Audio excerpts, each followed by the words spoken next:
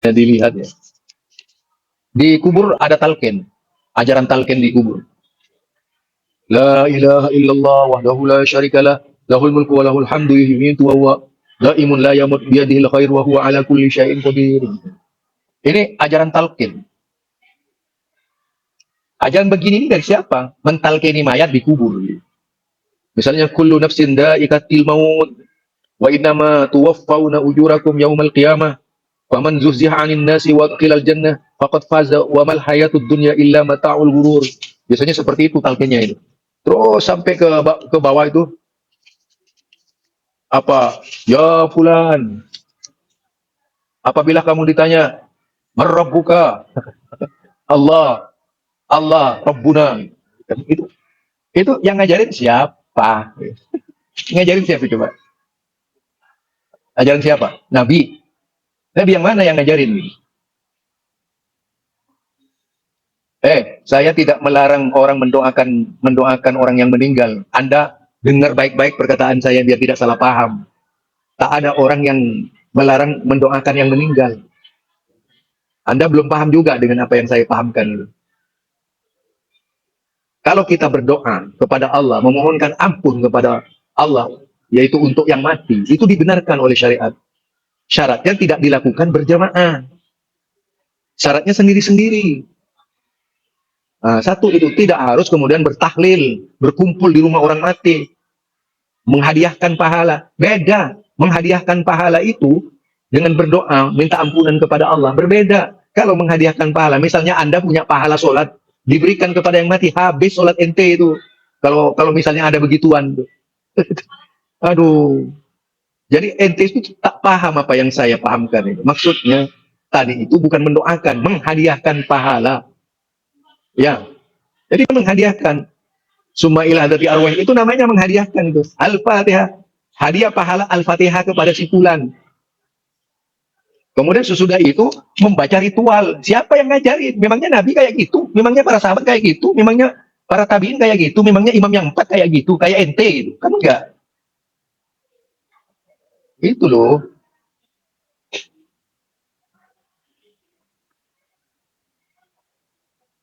Siapa yang bilang mengatakan doa tidak nyampe? Hadiah pahala, neng, oneng. Ini orang nggak bisa membedakan antara hadiah pahala. Makanya kalau belajar Islam yang sungguh-sungguh, coba sekarang begini saja lah. Ada nggak praktek seperti itu di zaman Nabi? Bukankah keluarga Nabi? Apakah Nabi ketika meninggal itu misalnya, ada nggak yang baca tahlilan itu? Keluarga besarnya itu. Yang mana? Dari istrinya yang 10 itu.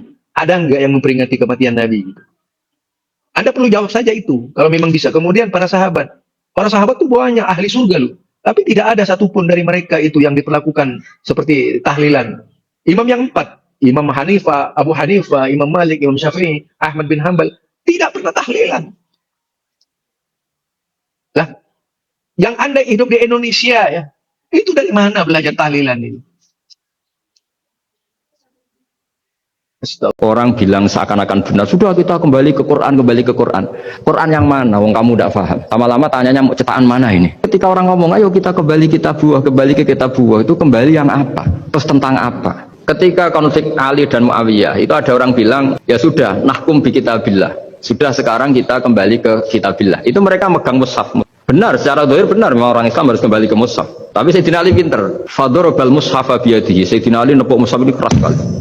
Sal hadal mushaf kata Sayyidina. Kalau kita harus kembali ke Quran, coba tanya ini.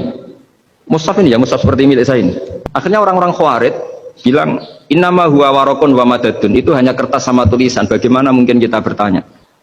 Terus kata Sayyidina Ali, enggak bisa toh kamu tanya mushaf. Ya enggak bisa. Makanya tanya saya katanya.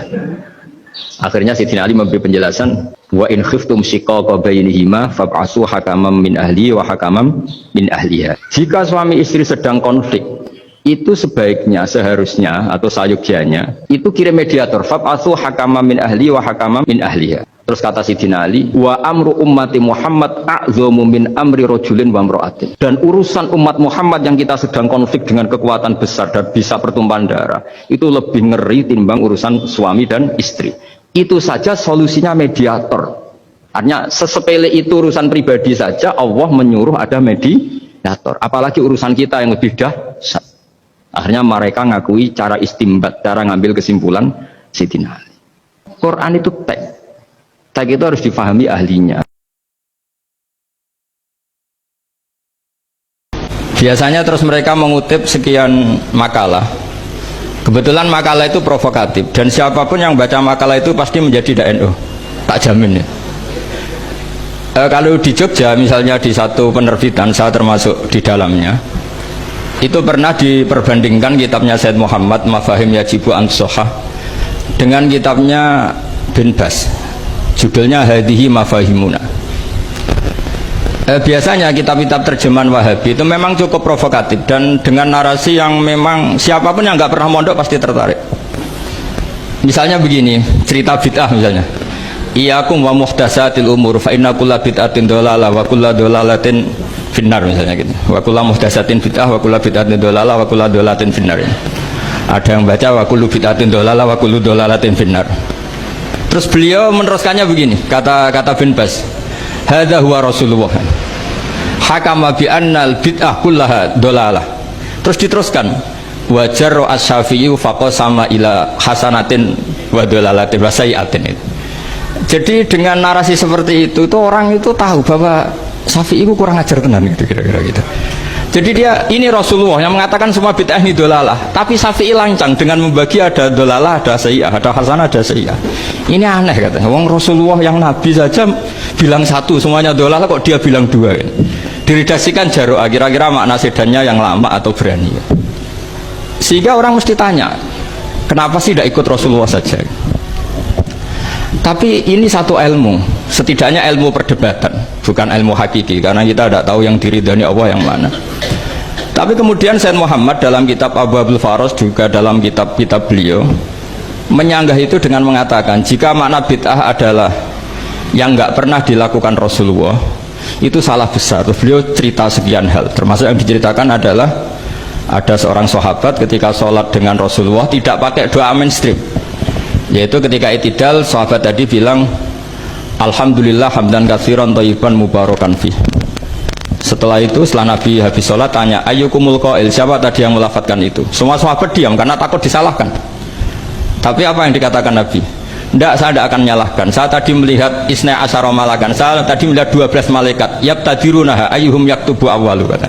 Semuanya itu bergegas siapa yang nulis awal. Terus kata sahabat tadi ha anada ya Rasulullah. Padahal ini satu kalimat yang bahkan Rasulullah tidak mengajarkan, dan Rasulullah bahkan iskal kenapa ada kalimat itu, tapi toh dibenarkan oleh Allah dan Rasul. Cerita Sayyid Muhammad kedua adalah ada sahabat setiap ngimami itu main kulhu. Wah, ngimami apa saja main kulhu. Singkat cerita makmumnya itu gerutu, ini orang kok main kulhu terus ini. Setelah dilaporkan ke Rasulullah, ditanya sama Rasulullah, kenapa kamu main kulhu? Ini dilaporkan ke saya. Kata si musolli tadi, imam tadi, li annaha sifatur rahman, karena dalam surat itu semua sifatnya Allah, maka fa'ana uhibbuha, saya senang itu. Apa kata Rasulullah? Saya disuruh bilang Allah ke kamu bahwa Allah mencintai kamu karena kamu mencintai kulhu. Terus keterusan sampai sekarang itu orang-orang NU baca kulhu terus itu. Karena sekali baca idza samsu kuwirat mesti keponting gitu. Tapi artinya itu dibenarkan Rasulullah min ghairi sabqi ta'limin minhu, tanpa ada pelajaran dari beliau. Runtuhlah teori bid'ah bahwa bid'ah adalah semua yang nggak pernah dilakukan Nabi, diajarkan Nabi. Nyatanya beberapa kali Nabi membenarkan sesuatu yang belum pernah diajarkan oleh beliau.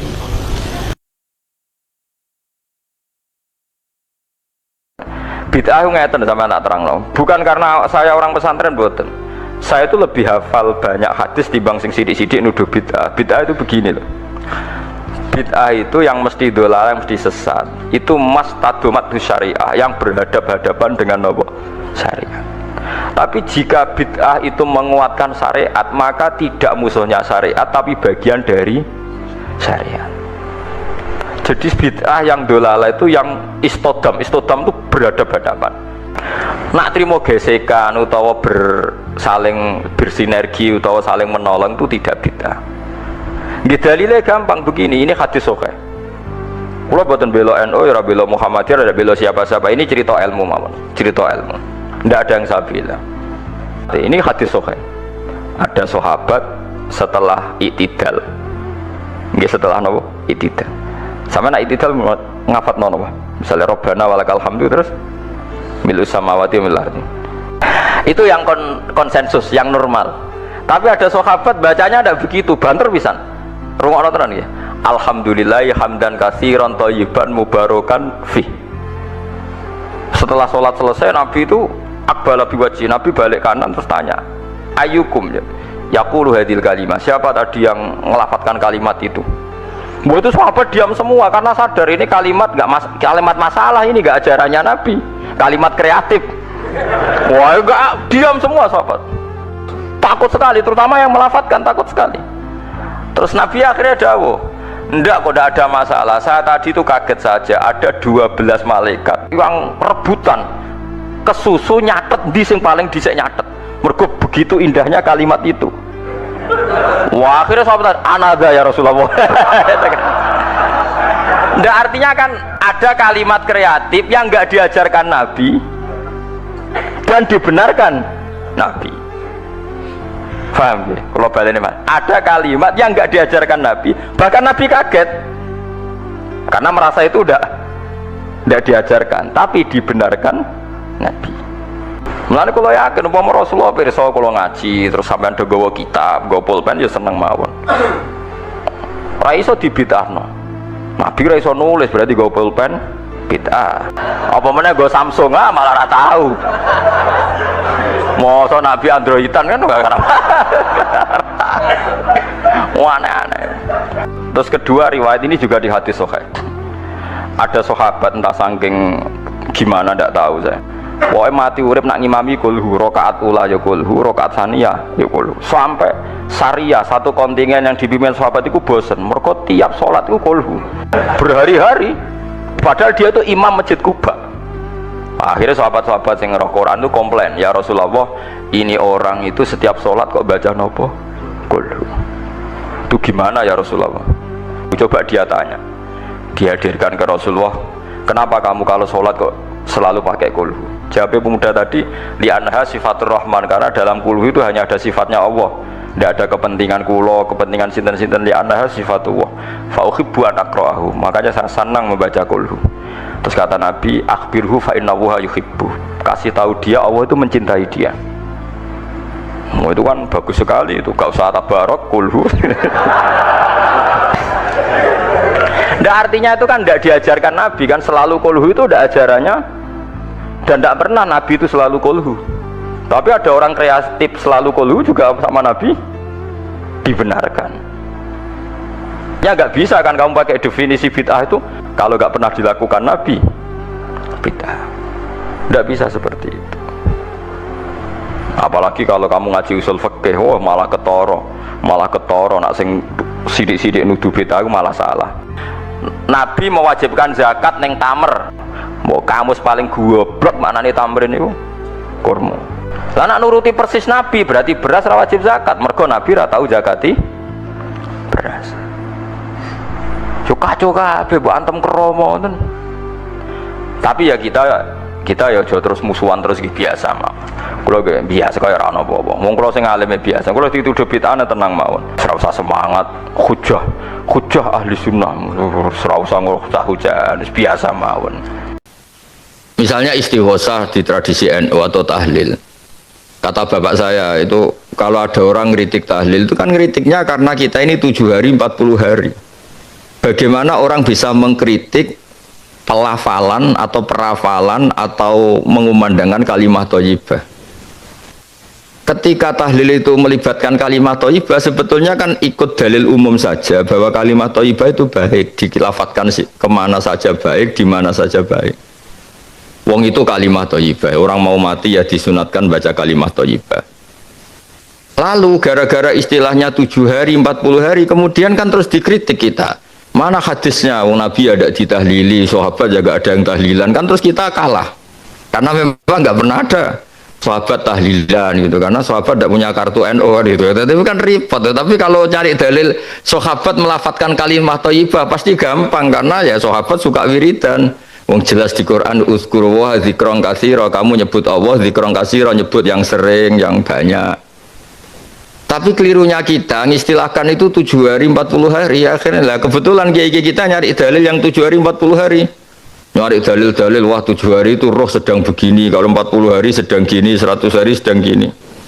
Itu kan otoritas maghibat, sesuatu yang kita tidak tahu, itu butuh hadis sahih. Nah itu kan terus seneng kubu sebelah nyerang kita, dianggap goblok lah, dianggap macam-macam. Sebetulnya kalau dianggap nggak apa-apa, kalau kebetulan kita ada goblok lah, yang repot itu dianggap kebetulan kita ya keliru betul, itu aja kan masalah kan, itu kan masalah besar itu. Coba ikutkan saja kaidah umum misalnya uzkuru wa dzikron katsira. Kenapa kalau wiridan NU la ilaha illallah kok 100? Ya kalau 100 kan pasti dzikron katsira, itu pasti banyak itu. Kenapa tidak 2 saja misalnya? Ya kalau 2 kayaknya diperdebatkan itu sudah banyak apa belum, kan lebih rasional. Yang disepakati banyak ya kita misalnya nyebut la ilaha illallah 10 kali, 100 kali. Pasti orang sepakat itu dzikron katsira. Nah, kenapa ada 2 kali saja? Itu diperdebatkan itu banyak apa belum kalau 2 itu. Daripada kita nyari dalil-dalil yang macam-macam tadi yang. Nah, meskipun saya di NU, entah saya sendiri nggak tahu saya ini kultural apa yang jelas itu konstitusi saya itu bahwa orang alim itu harus menghentikan ilmu dan kitmanul ilmi itu haram, menyembunyikan ilmu itu haram.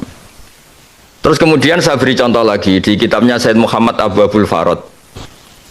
Ya ini saya tidak cerita halaman-halamannya, yang pokok tadi 2 kitab saja. Nanti kalau cerita terus halaman-halamannya atau kitabnya yang di Amerika bingung loh, nanti Suriahnya belajar terus malah gak jadi bisnis, malah jadi Rois Suriah betulan nanti. Begini, hadis-hadis tentang jumlah kalimat thayyibah yang banyak itu rata-rata dhaif. Kalau itu diharuskan dan dinisbatkan ke Nabi. Tapi kalau tidak dinisbatkan ke Nabi, tapi karena kreasinya ulama atas nama masyarib itu rasa kangen sama Allah sehingga nyebut Allah sering. Itu kan menjadi kaidah umum secara psikologi. Man ahabba syai'an aktsara dzikrah. Orang yang suka sesuatu pasti sering menyebut itu. Karena kita mencintai Allah, maka kita sering nyebut Allah. Kita mencintai Rasulullah, maka sering nyebut Rasulullah. Tapi tetap saja kamu tidak usah bilang bahwa jumlah-jumlah besar itu dari Nabi. Resikonya begini misalnya ya. Misalnya Rois Suriah Amerika Serikat berfatwa orang itu kalau la ilaha illallah 100 kali maka pasti masuk surga, ditambahi 100 kali. Nanti repot orang yang mau mati kebetulan baca la ilaha illallah 3 kali. Wah ini belum surga karena jumlahnya belum cukup, kuotanya belum cukup. Kan hadisnya 100 kali, itu kan bahaya sekali itu. Makanya hadis yang sahih hanya mangqala la ilaha illallah dakhalal jannah, jumlahnya hanya sekali. Kamu tidak usah sok-sokan soleh terus hadisnya diganti 100 kali, 200 kali. Nanti repotnya kalau ada orang meninggal kebetulan baca baru 50 kali, wah ini tidak ahli surga karena kuotanya tidak cukup, wong hadisnya 100. Nah jumlah-jumlah besar itu rata-rata masalah secara riwayat, secara disiplin ilmu hadis. Di semua teks Bukhari Muslim, di semua hadis-hadis hanya mangqala la ilaha illallah dakhalal jannah, mangkana akhiru kalami la ilaha illallah dakhalal jannah, tidak menyebut jumlah. Lah nanti kalau kita wiridan dan kebetulan kiainya itu suka tahlilan, lamanya enggak ampun minta ampun.